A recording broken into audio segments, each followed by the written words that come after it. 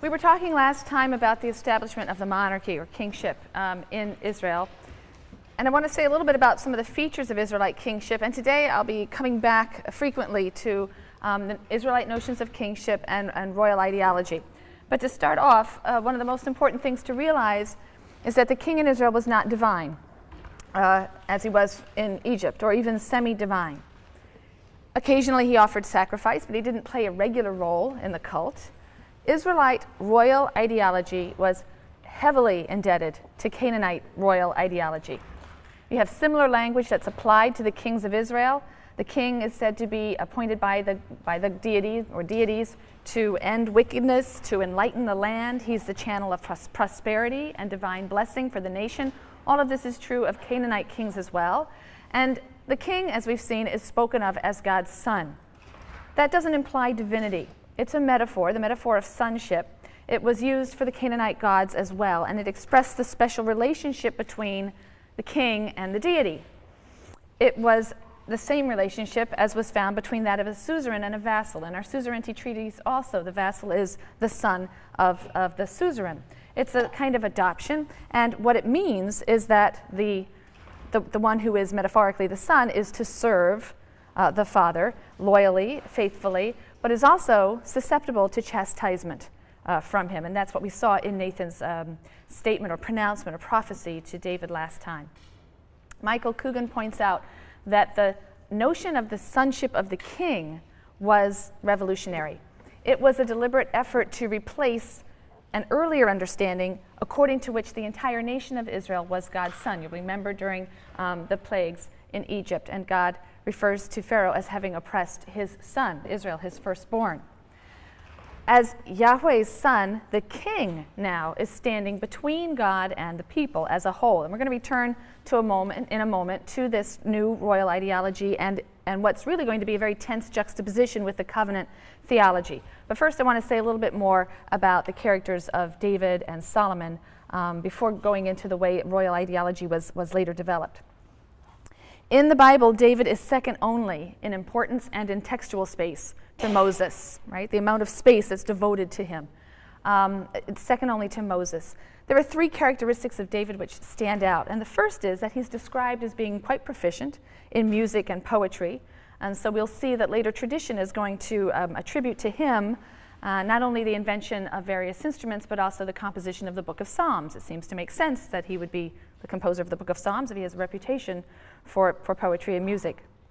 He's also credited with great military and tactical skill and confidence. He deploys his army on behalf of Israel, but he also, once he is king, deploys his army within Israel against his rivals.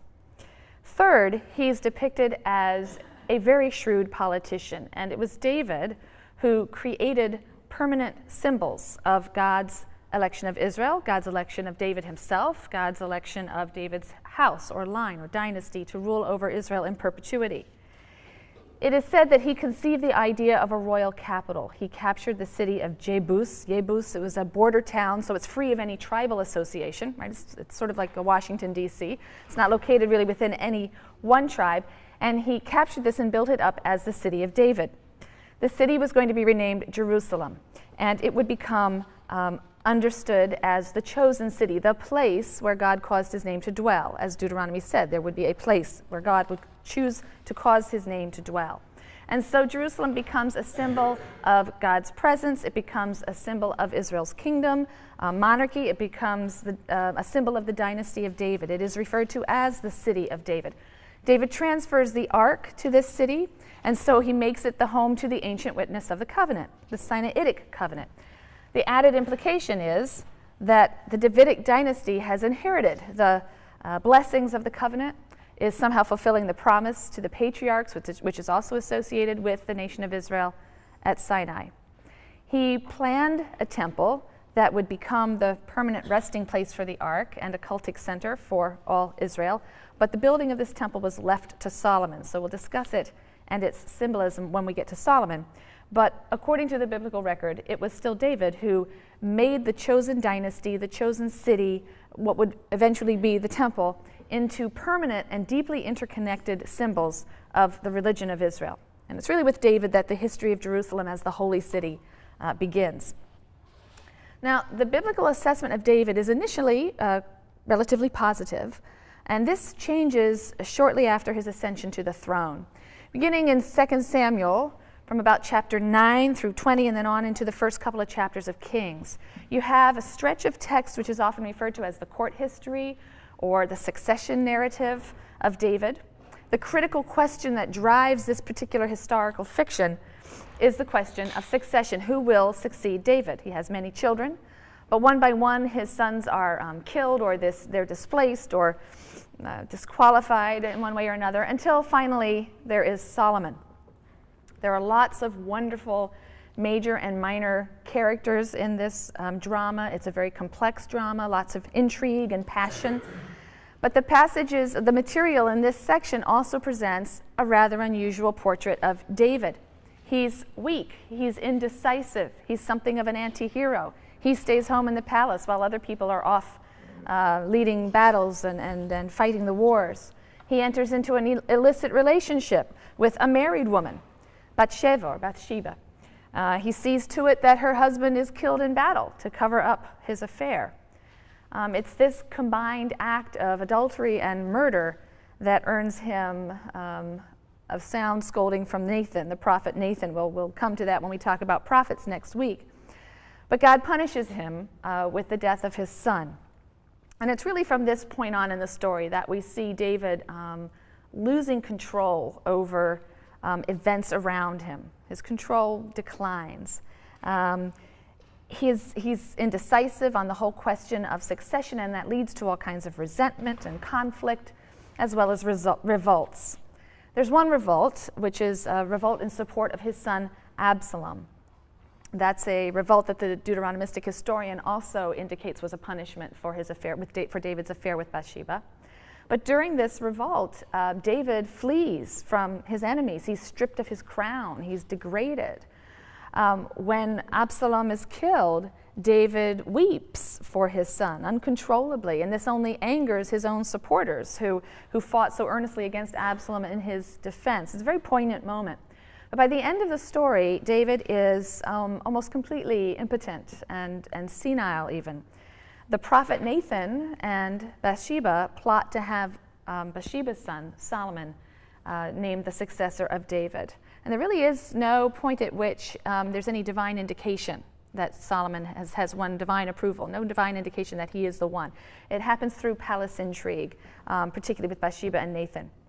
But the northern tribes, there are signs throughout the story of the hostility of the northern tribes, and that's a warning sign. That's a warning sign of future disunity.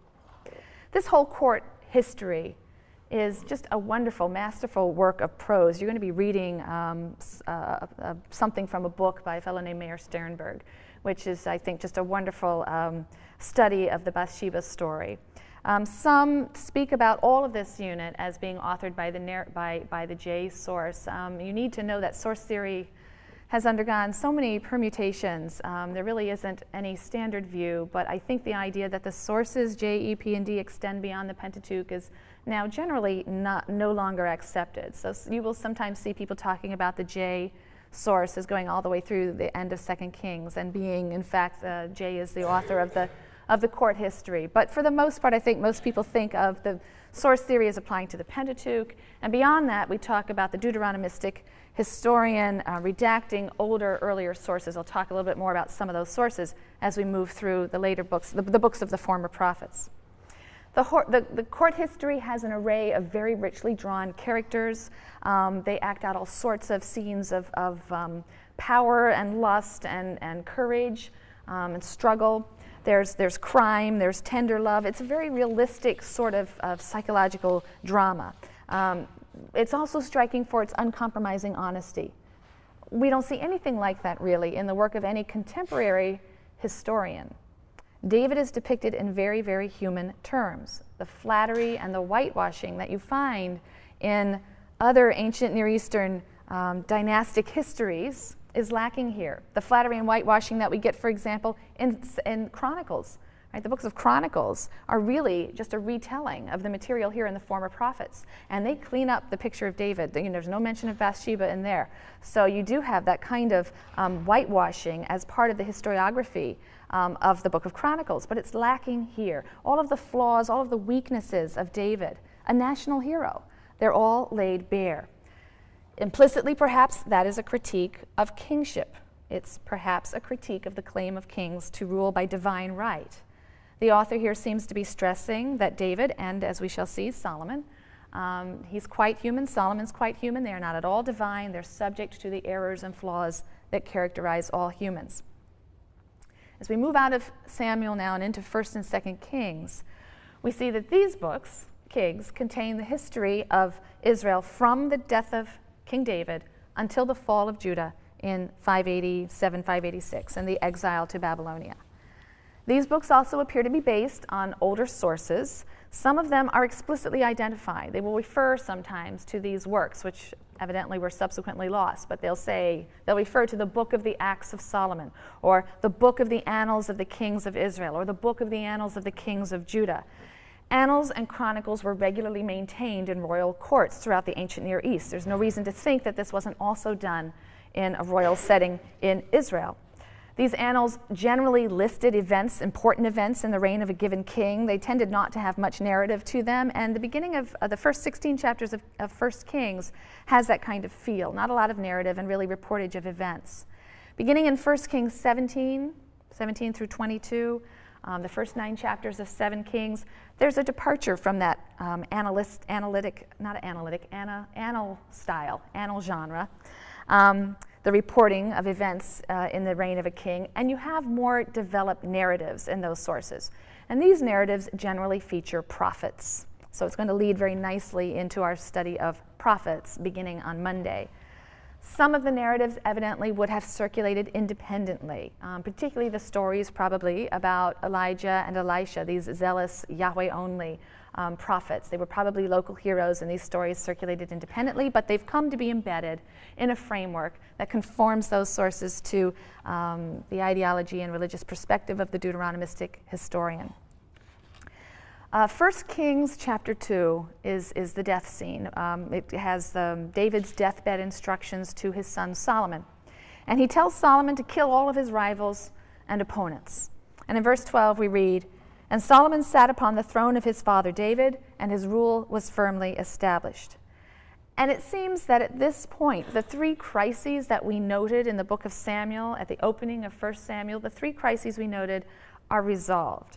The crisis in succession is resolved. David is succeeded by his son Solomon, and all of the kings of Judah for the next 400 years, in fact, until the destruction in 586, all of these kings will be of the line of David. The military crises seem, for now, to have been resolved. We've had lots of military and diplomatic successes, and Israel seems to be secure. And also the religious crisis that we mentioned is resolved. The ark was retaken from the Philistines. It's been brought to Jerusalem. It's been installed in Jerusalem. And now a magnificent temple is planned that will house the ark and be a site for the central worship of all Israel. But the resolution of these crises came at a cost. They produced fundamental changes in Israelite society. From a loose confederation of tribes, however idealistic that picture was, but from a loose confederation of tribes united by a covenant, we've now got a nation with a strong central administration. It's headed by a king, and that king seems to enjoy a special covenant with God. Rather than charismatic leaders who rise as the need itself arises and then fade away, we now have permanent kings from a single family. And preserved in the biblical sources is a tension between the old ideas of the covenant confederation, what we might call covenant theology, and the new ideology of the monarchy. This new royal ideology combines loyalty to God and loyalty to the throne, so that treason or rebellion against God's anointed is also apostasy. It's also rebellion against God himself. The two become conflated. There's a scholar named John Levinson. I've talked about him before in connection with the covenant at Sinai, but in this wonderful book called Sinai and Zion, he really juxtaposes these two ideologies, and he points to this deep tension between the covenant theology and the royal ideology. In covenant theology, Yahweh alone is the king. He's got a direct, suzerain vassal relationship with the people. So Israel is the subject of covenant theology. The covenant theology, therefore, implies almost automatically a somewhat negative view of the monarchy, and that's what we've seen here and there in the book of Judges and in Samuel. Monarchy is at best unnecessary, and at worst, it's a rejection of God. Nevertheless, despite that resistance or that critique, monarchy, kingship is established in Israel. And Levinson sees the royal ideology that developed to support this institution as a major revolution in the structure of the religion of Israel, where the Sinaitic covenant was contracted between God and the nation. The Davidic covenant is contracted between God and a single individual, the king. The covenant with David, another scholar, Moshe Weinfeld, who I've mentioned before as well, he describes the covenant with David as a covenant of grant. This is a form that we find in the ancient Near East also. It's a grant of a reward for loyal service and deeds. And so God rewards David with the gift of an unending dynasty. It's a covenant of grant. He grants him this unending dynasty in exchange for his loyalty. And the contrast with the covenant at Sinai is very clear. Where Israel's covenant with God at Sinai had been conditional, it's premised on the observance of God's Torah. If there's violation, then God will uproot the Israelites and throw them out of the land. All right, the covenant with David, by contrast, with his dynastic house, and by implication with David's city and the temple atop Mount Zion, that covenant will be maintained under all conditions. Remember the passage that we read of Nathan's prophecy last time.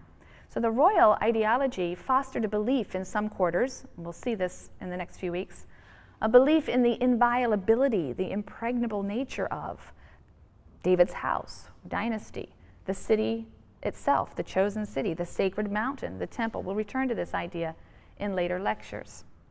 So you have this deep tension lining up Israel's covenant at Mount Sinai, which is conditional on the one hand, with God's covenant with David, which is centered on the temple and palace complex at Mount Zion, and which is unconditional and permanent.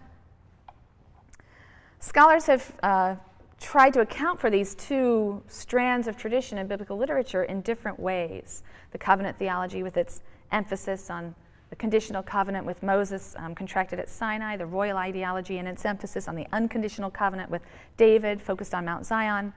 One explanation is chronological, that early traditions were centered around the Sinai event and the covenant theology. They emphasize that aspect of the relationship with God, and later traditions under the monarchy emphasize royal ideology.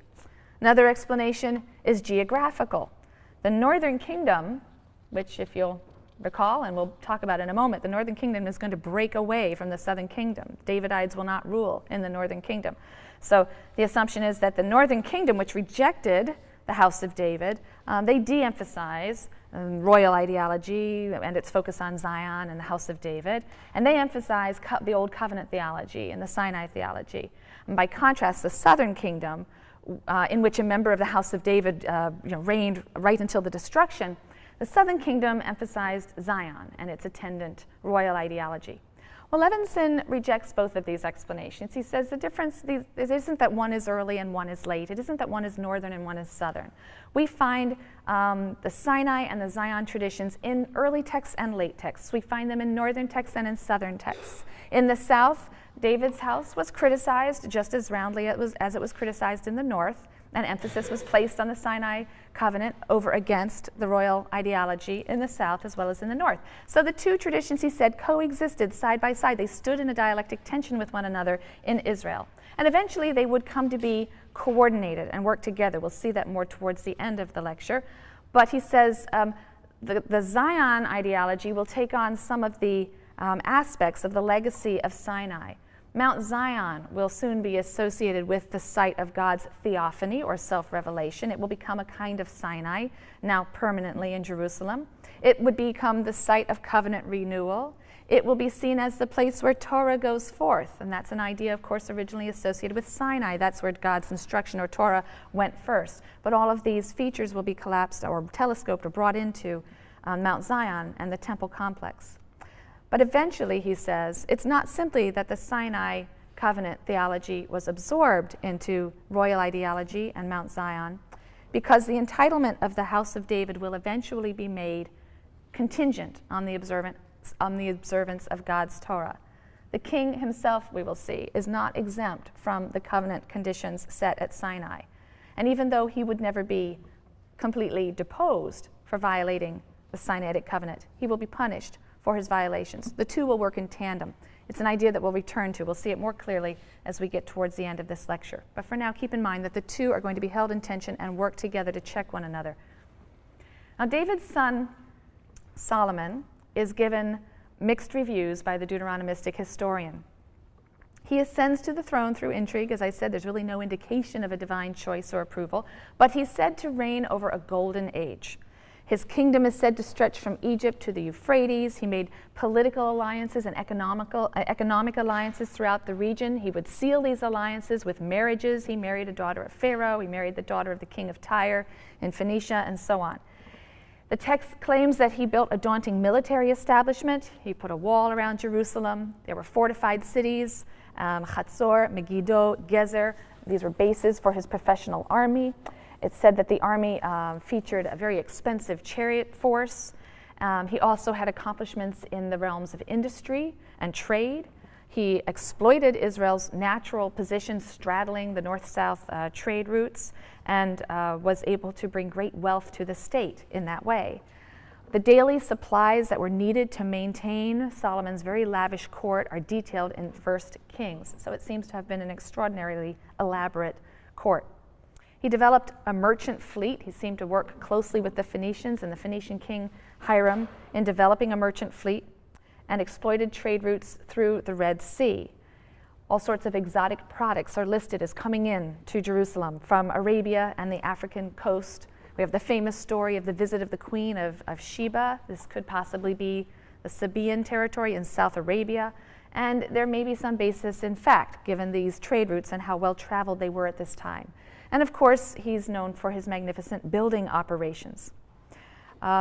Many scholars assume that given this tremendous wealth, this would have been a time for a flowering of the arts. And so it's often been maintained that this would have been the time for the early traditions, biblical traditions, the early traditions of the nation to be recorded, perhaps the J source. People date it to the 10th century, the time of Solomon. But we should be a little skeptical of this grand picture, because archaeologists have found that Jerusalem was a small town. It was a very small town, really until the end of the 8th century. Suddenly it absorbed many refugees from the fall of the northern kingdom. Remember, Israel is going to be destroyed in 722, so refugees fleeing southward will greatly expand Jerusalem. We have archaeological evidence of that. But there are very few material remains that attest to a fabulous empire on the scale that's suggested by the biblical text.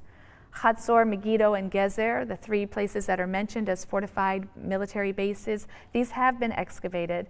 They do show some great gateways and some large chambers, even some stables, but archaeologists differ radically over the dating of these layers. Some date them to the time of Solomon, some see it as later. Most concur that Israel was probably at this time the most important power in its region. But still, it would have been small and relatively insignificant compared to, say, Egypt or Mesopotamia, some of the great civilizations at either end of the Fertile Crescent.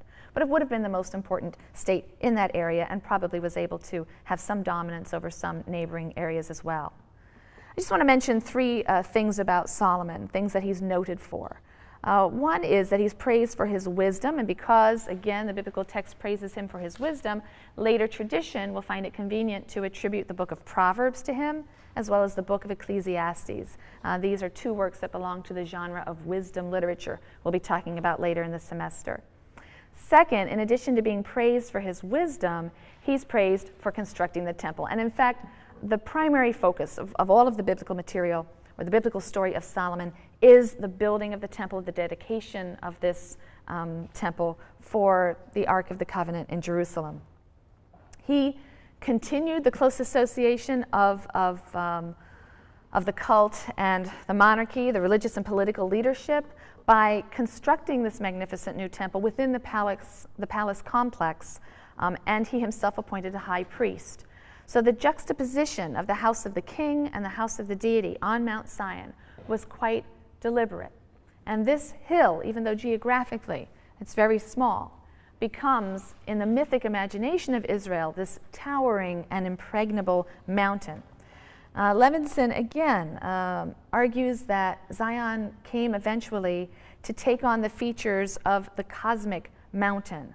The cosmic mountain is a mythic symbol that we find in the ancient Near East. The cosmic mountain has these powers or potencies that are universal and infinite, and we find it in the religion of Israel as well, specifically in connection with Mount Zion. The cosmic mountain in ancient tradition was understood to be the meeting place of the gods, like a Mount Olympus, for example, is a cosmic mountain. But it was also understood to be the axis mundi, that is to say, the juncture or the point of junction between heaven and earth, the meeting place of heaven and earth, right? The axis around which these worlds met or were conjoined. In Canaanite religion, the mountain of Baal, which is known as Mount Zaphon, was conceived precisely in this manner. And Levinson points out tremendous commonalities of language and concept in connection with the mountain of Baal, the mountain of El, and the mountain of Yahweh. In fact, the word Zaphon, Mount Zaphon, is used to describe God's mountain in the Bible in one particular passage. So the temple on Mount Zion came to be understood as sacred space, much like the cosmic mountains of other traditions. It's described as a kind of paradise sometimes, almost a Garden of Eden. It's described as the place from which the entire world was created. It's also viewed as a kind of epitome of the world, a kind of microcosm, an entire microcosm of the world. It's also seen as the earthly manifestation of a heavenly temple. The temple came to represent an ideal and sacred realm. And we also see it as the object of intense longing. Many of the Psalms will express intense longing. If I could just sit in the temple, if I could just be in that space, that sacred space. We see it in the Psalms. In a passage describing the dedication of the temple, this is in 1 Kings 8, Solomon explains that the temple is a place where people have access to God, they can petition to him, and they can atone for their sins. It is a house of prayer, he says, and it remained the central focal point of Israelite worship for centuries. So his great wisdom, his great virtue in constructing the temple notwithstanding, Solomon is very sharply criticized for, among other things, his foreign worship. His new palace complex had a tremendous amount of room for his harem, which is said to have included 700 wives. Many of them were foreign princesses. Many of them would have been acquired to seal political alliances or business alliances, noble women. 700 wives and 300 concubines, as well as various officials and servants. Now, of course, these numbers are likely exaggerated, but Solomon's diplomatic alliances likely necessitated unions that would, of course, have been condemned by the Deuteronomistic historian. He is said to have loved foreign women from the nations that God had forbidden, and he succumbed to the worship of their gods and goddesses, which is really the key point. I mean, the whole fear of a foreign spouse is that one will be led to or will support the worship of foreign deities. And so Solomon is said to have built temples for Moabite gods and Ammonite gods. This all may point to a general tolerance for different cults in Jerusalem in the 10th century and in the 9th century. This may not have been an issue in Jerusalem in the 10th and 9th century, but it's an issue for the later Deuteronomistic editor. They have no tolerance before this. So Solomon's primary flaw, in the Deuteronomistic historian's view, is his syncretism, which is prompted by his marriages to these foreign women who brought their native cults to Jerusalem. His religious infidelity is said to be the cause of the severe problems and ultimately the division of the kingdom that will follow upon his death. In order to support this tremendous court and harem, as well as the army and the bureaucracy, Solomon did introduce heavy taxation, as well as the corvée, which is forced labor or required labor on state projects. So you have this developing urban structure, complex, developing, bureaucratic urban structure that's now being superimposed on the agricultural life. And that leads to all sorts of class distinctions and class divisions between officials, bureaucrats, merchants, large-scale landowners who were prospering perhaps, smaller farmers and shepherds who are living at more of a subsistence level. So you have divisions between town and country, between rich and poor. And this is a great change from the ideals of the tribal democracy, some of the ideals that some of you looked at when we were talking about legal texts, where there seem to be these economic blueprints for bringing about economic equivalence through sabbatical years and jubilee years and so on. In short, the list of social and economic ills that were enumerated by Samuel in 1 Samuel chapter 8 when he was trying to persuade the people from establishing a monarchy, that list of ills. You'll have a standing army, military, a standing army you'll have to support. You'll have to do labor for the state. You're going to have all kinds of taxes and special levies. You're going to be virtually enslaved. Many of these things seem to have been realized, the Deuteronomistic historian would like us to believe, in the reign of Solomon. Moreover, as we've already seen, the very institution of monarchy itself didn't sit well in some quarters because centralized leadership under a human king seemed to go against the older traditions of Hebrew tribal society, united by covenant with God, guided by priests, prophets, occasional judges, inspired charismatically. So already before Solomon's death, the northern tribes were feeling some alienation from the house of David. They're resenting what they perceive to be Solomon's tyranny. So let me give you a brief timeline of what happens from the death of Solomon down to the destruction. And on one of the earlier handouts I gave you, there is a list of the kings north and south. This is not something you need to memorize, and I'm certainly not going to stress it. But if you kind of want to keep score, that's a list that you can refer to. So when Solomon died in 922, the structure that had been erected by David and Solomon fell into these two rival states. And neither of them, of course, is going to be very strong. You have the northern kingdom of Israel and the southern kingdom referred to as Judah, each with its own king, right? Jeroboam in the north, Rehoboam in the south. Sometimes they're going to be at war with one another. Sometimes they're going to work in alliance with one another. But 200 years later, right, from 922 down to 722, 200 years later, the northern kingdom of Israel will fall to the Assyrian Empire. The Assyrians come down to the border of the southern kingdom to Judah, and Judah remains viable, but it is reduced to a vassal status. It is tributary to this new world power. Finally, Judah will be destroyed about 150 years later, okay? About 587, 586. The Babylonians, right, the Neo-Babylonian Empire, they have conquered the Assyrians, and they assume control over the ancient Near East and take the southern kingdom. Now, the story of the northern kingdom, Israel, that's presented in Kings is colored by a Judean perspective, and it is highly negative and highly polemical. So Solomon was succeeded by his son Rehoboam, but the 10 tribes of the north revolted when he refused to relieve their tax burden. They came to him and asked if they could have some relief, and he answered them very harshly. So they revolted, and a separate kingdom was set up under the rule of the Israelite Jeroboam just to the end of the 10th century. So divided now into these two kingdoms, they begin to lose power, probably losing any control they may have had over outlying territories. So let's focus first on the northern kingdom of Israel. The area was more divided by tribal rivalries and religious traditions than Judah. You have 10 tribes in that region. Jeroboam didn't seem to be able to establish a very stable rule. 1 Kings 12 tells us of Jeroboam's effort to break the connection with the traditional religious center of Jerusalem in the south. He establishes his own government at Shechem, and that was a place that was already revered in Hebrew tradition. This is where we have the covenant renewal ceremony by Joshua, so it's already a somewhat sacred site. So he establishes his capital in Shechem, and then he establishes royal shrines, one in the southern part of Israel and one in the northern part of Israel, right, on each of the borders, north and south of the kingdom, in Dan and Bethel in the south and Dan in the north. A golden calf is placed in each shrine according to the text, and this is viewed by the Deuteronomistic historian as a terrible sin.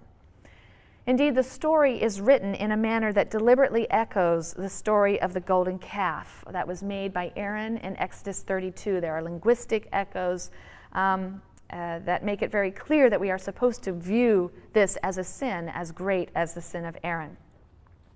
It may well be that if Jeroboam did in fact do this, that he was a good Yahwist and was just trying to establish alternate sanctuaries for Yahweh that would rival Jerusalem's. But the Deuteronomistic historian wants to see this as another instance of idolatry, and therefore deliberately echoes the primordial cultic sin of the golden calves when talking about Jeroboam's activity.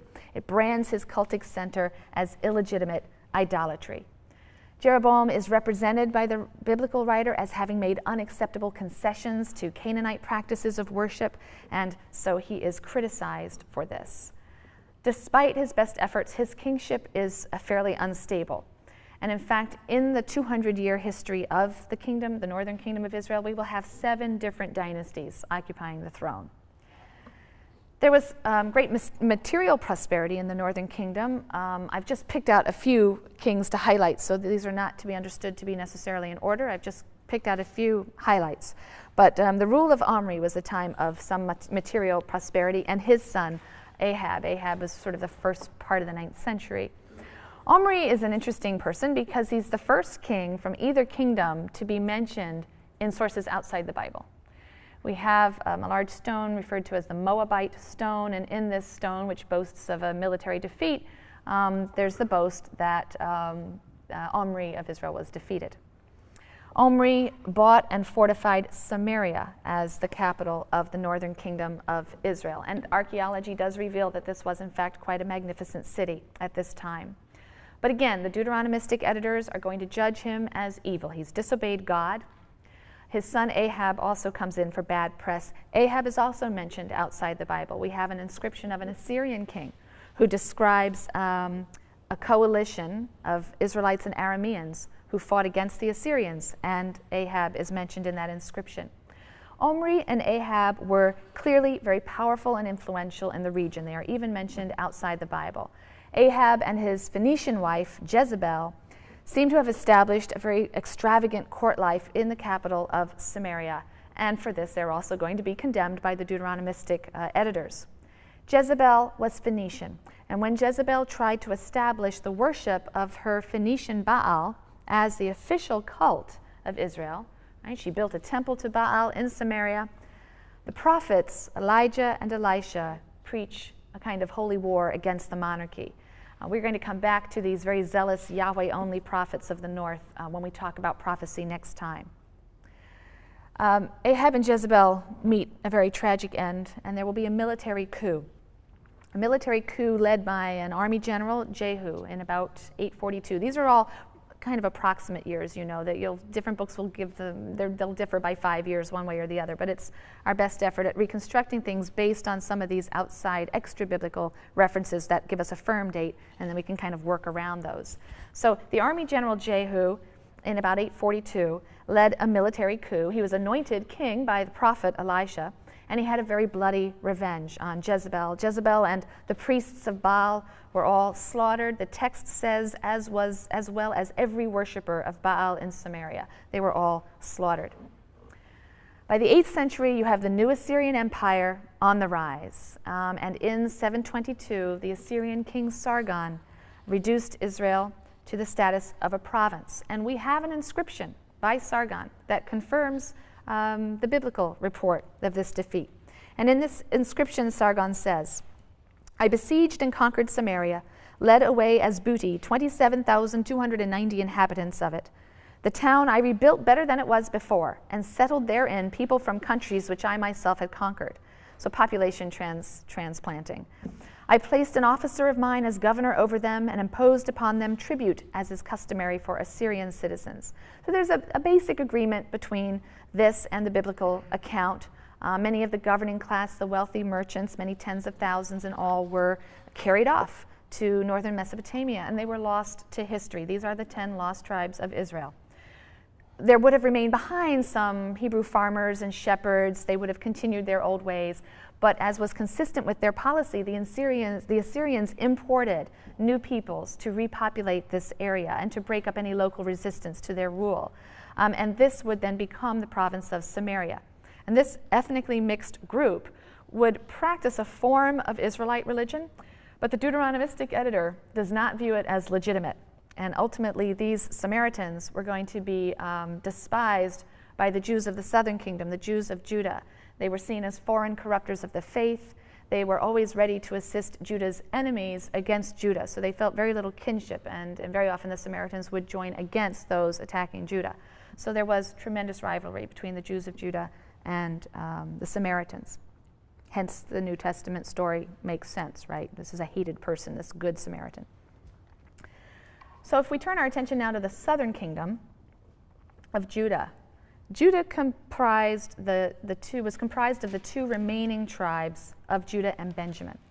And it enjoyed internal stability for the most part. It remained loyal to the house of David, ruling in Jerusalem.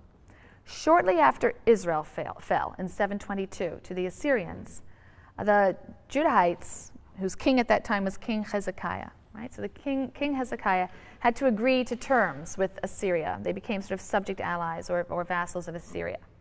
But Hezekiah began to prepare for rebellion, began to make alliances with neighbors, and this prompted the Assyrians to march in and lay siege to Jerusalem. This would have happened about 701. And this siege is described in Assyrian sources. So we have independent records of this from Assyrian sources. We read there, as to Hezekiah, the Jew of Yehud, right, the Jew, he did not submit to my yoke. I laid siege to 46 of his strong cities, walled forts, etc. I drove out 200,150 people. Himself I made prisoner in Jerusalem, his royal residence, like a bird in a cage. But eventually the Assyrians actually withdrew the siege. Judah was able to withstand the siege to preserve their own kingship. The Assyrian Empire is going to fall in 612. This is the fall of Nineveh, you may have heard of at some point. And they will fall to the rising Babylonians, the Neo-Babylonian Empire. It's the Neo-Babylonian Empire that will succeed in felling Judah under Nebuchadnezzar of Babylon in 587 or 586. The walls of Jerusalem are dismantled. Many members of the governing classes, the wealthier classes, are going to be carried off into exile in Babylonia. And that the Hebrews didn't fade into oblivion after the loss of political independence and their geographical base is due in large part to the interpretation of events provided by the Deuteronomistic school. So we need to talk a little bit about that ideology and why it had the historical effect that it had. As I mentioned before, Deuteronomy isn't just the capstone of the Pentateuch's narrative, it's also the first part of a longer literary history.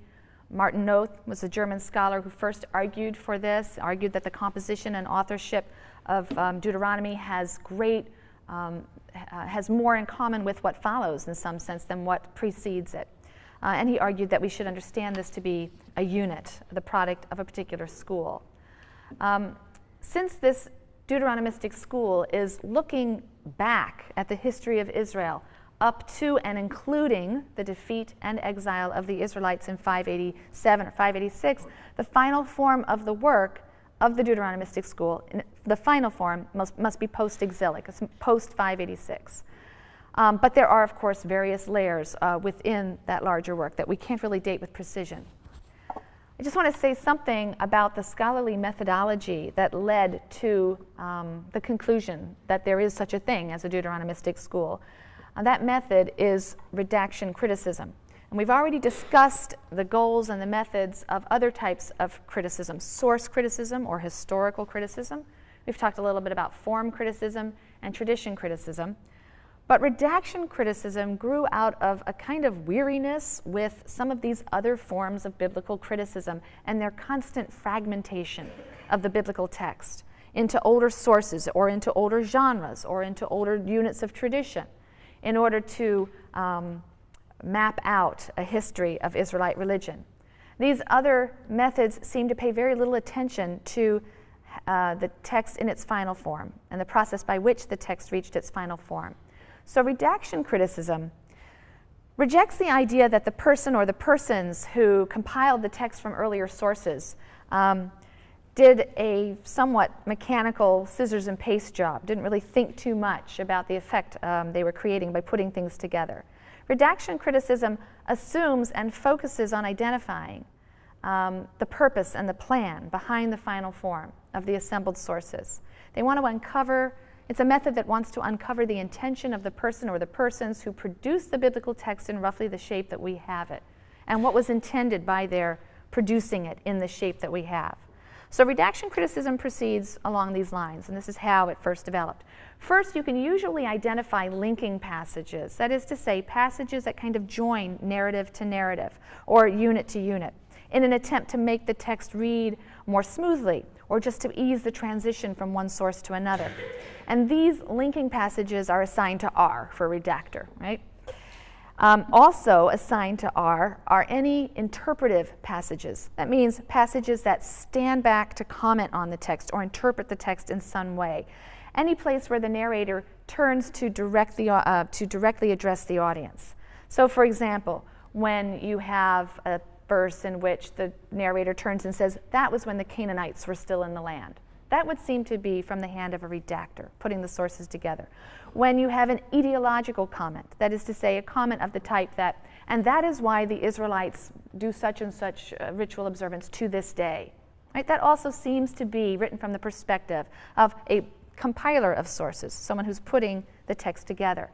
There are also some passages that indicate or justify or otherwise comment on what's about to occur, or passages that summarize and offer an interpretation or justification of what has just happened. We'll see that in 2 Kings 17. We also saw that in the book of Judges. We had this prospective summary saying this is what's going to happen. There's going to be sin. They're going to cry out. There'll be, God will raise up someone, they'll deliver them, and then they're going to fall back into sin again. So these are comments that are looking forward to tell us what it is we're about to read. And if you join all such passages together and assign them to R, you very often find that there are tremendous stylistic similarities in these passages. They use the same rhetoric over and over again, or you'll see the same point of view, and it's very often a point of view that isn't in the source materials that they're linking together. And this is how one arrives at some understanding of the role of the redactor in the final production of the text, how the redactor has framed our understanding of the source materials that he has gathered. Now, the Deuteronomistic historian who's responsible for the redaction of Deuteronomy, Joshua, Judges, and 1st and 2nd Samuel, and 1st and 2nd Kings provides not just a history in the sense of documenting events as they occur, as if there's ever documentation without interpretation, but provides a strong interpretation of history, a philosophy of history. He's trying to ascertain the meaning of events, the larger purpose and design, something we've called a historiosophy. And we find the Deuteronomist's interpretation of Israel's history in the preface to the book of Deuteronomy. We find it in editorial comments that are sort of peppered throughout Joshua through Kings. And we especially find it in the summary of the entire unit that is contained in 2 Kings 17. Before we read that passage, we need to think about what it was that prompted the Deuteronomist to adopt a particular interpretation of Israel's historical record. The Deuteronomistic historian was attempting to respond to the first major historical challenge to confront the Israelite people and the Hebrew religion, and that was the complete collapse of the Israelite nation, the destruction of God's sanctuary, and the defeat and exile of the people of the Lord and God in history. The calamitous events of 722, but especially 587, raised a critical theological dilemma. God had promised the patriarchs and their descendants that they would live in his land. He had promised that the house of David would stand forever, but here the monarchy had collapsed, the people were defeated, and they were in exile. So the challenge presented by this twist of history was really twofold. Is God the God of history? Is he omnipotent? Is he capable of all? Can he, in fact, impose and effect his will? And if so, then what about his covenant with the patriarchs and his covenant with David? Had he faithlessly abandoned it? Well, that was unthinkable. Then if he hadn't faithlessly abandoned his covenant with his people and with David, he must not be the God of history, the universal Lord of all. He wasn't able to save his people. Neither of these ideas was acceptable to the Deuteronomistic school. It was a fundamental tenet of Israelite monotheism that God is at once the God of history, capable of all, whose will is absolute, whose promises are true, and at the same time a God of faithfulness who does not abandon his people. He's both good and powerful. So how could the disasters of 722 and 586 be reconciled with the conviction that God controlled history and that he had an eternal covenant with the patriarchs and with David? The historiosophy of the Deuteronomistic school is the response of one segment of the Israelite community. We'll see another response when we turn to the prophets. But the basic idea of the Deuteronomistic school is that God's unconditional and eternal covenants with the patriarchs and with David do not preclude the possibility of punishment or chastisement for sin as specified in the conditional Mosaic covenant. So you see how both ideas are going to be important to hold in dialectic tension, both theologies, the covenant theology as well as the patriarchal and royal theology. So this is because although God is omnipotent, humans do have free will, they can corrupt the divine plan. So in the Deuteronomistic history, the leaders of Israel are depicted as having the choice of accepting God's way or rejecting it. God tries to help them. He's constantly sending them prophets who yell at the kings and tell them what it is God wants of them, but they continue to make the wrong choice. They sin, and ultimately that brings about the fall first of Israel and then of Judah. And it's the idolatrous sins of the kings that does it. With the deposition and the execution of the last Davidic king, Zedekiah, the Deuteronomistic school reinterpreted the Davidic covenant in conditional terms on the model of the Sinaitic covenant, the Mosaic covenant, according to which God's favor toward the king depends on the king's loyalty to God. And in this way, the fall of the house of David could be seen as justifiable punishment for disobedient kings and rulers like Manasseh. We'll come back to him. Remember, the Davidic covenant that Nathan proclaimed in 2 Samuel 7 explicitly said that God would punish and chastise his anointed. That's what it means to be a son, to receive correction, discipline, and punishment. I'll have to finish these thoughts on Monday and see specifically how they interpret and understand the history of what happened in a way that enabled certain segments of the population to see this as, in fact, proof of God's strength and faithfulness. And then we'll turn to prophecy on Monday.